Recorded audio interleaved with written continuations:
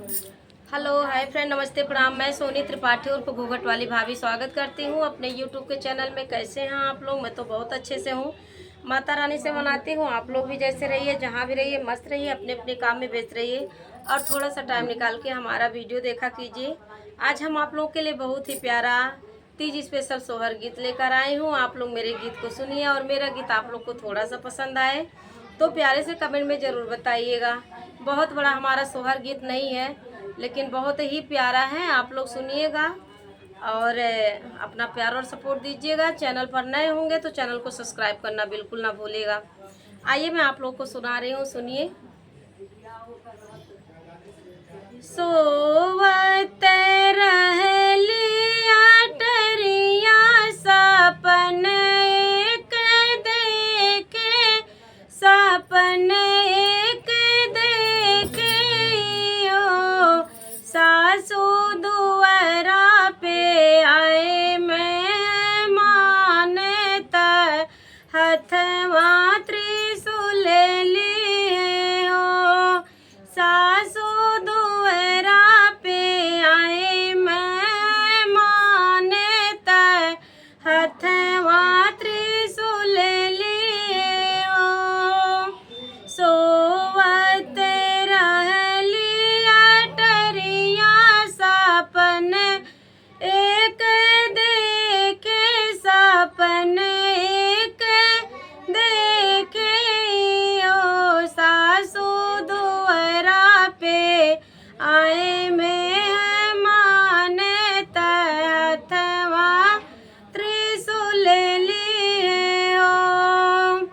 गोरे गोरे दहिया कपूर जैसन मृग छाला ओढ़त, मृग छाला ओढ़ियो सासू लंबी लंबी कारी कारी केसिया कमरिया चूमे हो।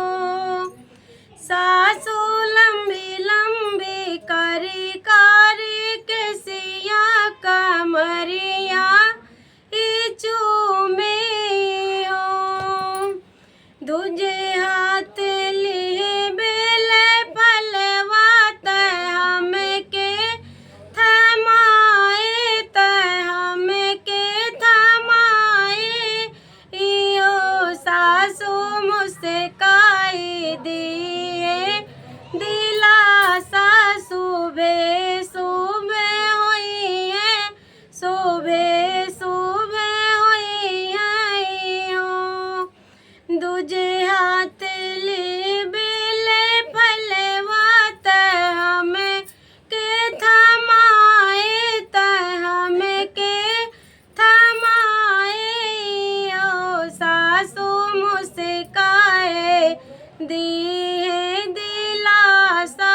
सुबह सुबह हुई है, सुबह सुबह हुई है इहो। इतनी बचन सुन सासू मगन होई बोले, मगन होई बोले ओ बहुआ जे कर रहलो बरतिया दरस उह दिहले हो। इतनी बचन सुने सासू मगन होई बोले, मगन होई बोले ओ बहुआ जे कर रहलो बरतिया दरस उह दिहले, दरस उह दिहले हो।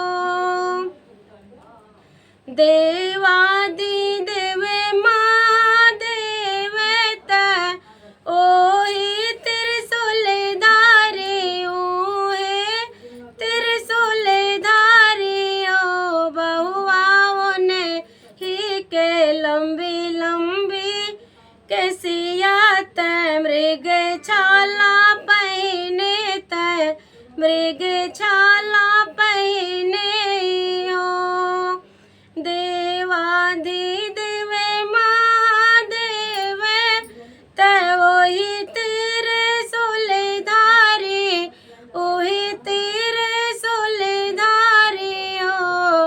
बहुआ नहीं के लंबी लंबी कैसिया ते मृग छाला पहिने ओ बहुआ नहीं ते जटाकारी ते मृग छाला पहिने हो रुपवा बनाई के या घोड़ी भगते घर आवे भगते घर आवे हो बहुआ सेवका के दर से दिखावे ते मन सा पूरा वे हो रुपवा बनाई के गोरी भगत घर आवे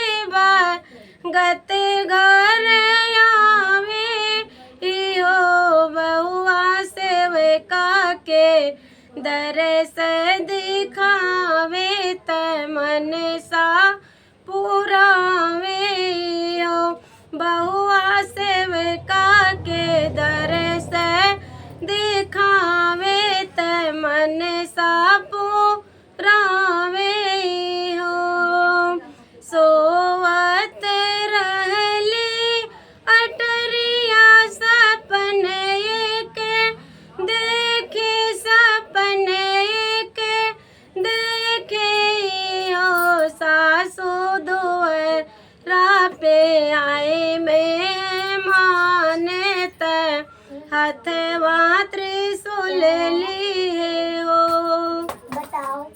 ये था मेरा प्यारा सा छोटा सा तीज स्पेशल सोहर गीत। आप लोगों को कैसा लगा प्लीज़ प्यारे से कमेंट में बताइएगा। और फिर मैं आप लोगों के लिए इसी तरह से नया गीत लेकर आऊँगी। तब तक के लिए जय माता दी, राधे राधे, जय श्री कृष्णा। मम्मा चलो खाना खिला।